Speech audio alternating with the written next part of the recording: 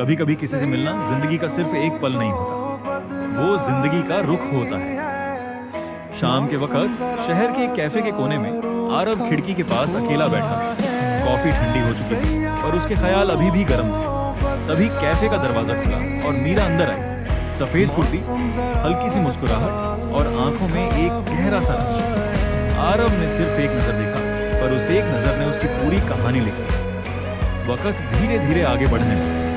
मुलाकातें रोज की आदत बन गई। वही कैफे, वही कुर्सी, दो कॉफी के कप और बीच की खामोशी। बातें छोटी होती गई और एहसास गहरे होते गए। कभी हंसना, कभी चुप रहकर समझना।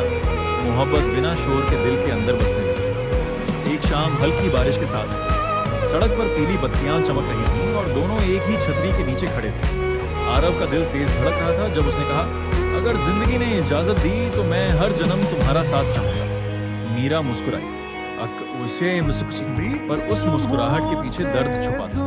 उसने धीरे से कहा, मैं भी, पर जिंदगी हमेशा इजाजत नहीं देती। उस दिन के बाद सब कुछ धीरे धीरे बदलने लगा। मीरा की मुस्कुराहट कम हो गई, बातें छोटी हो गईं और आंखों के पीछे छुपाया हुआ दर्द और गहरा होता चला।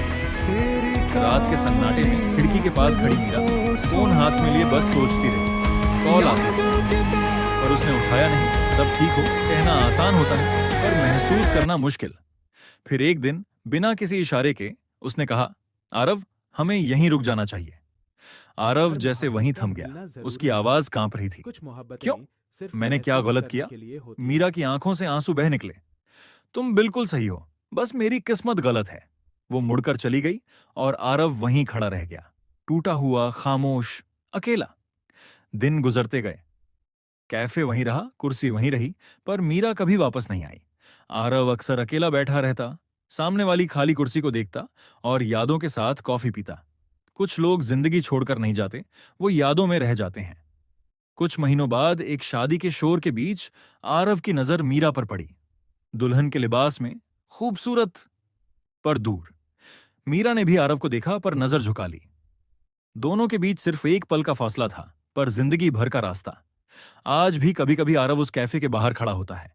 शहर अपनी रफ्तार में चलता रहता है और वो बस यादें देखता रहता है। हर मोहब्बत का मिलना जरूरी नहीं। कुछ मोहब्बतें सिर्फ महसूस करने के लिए होती हैं।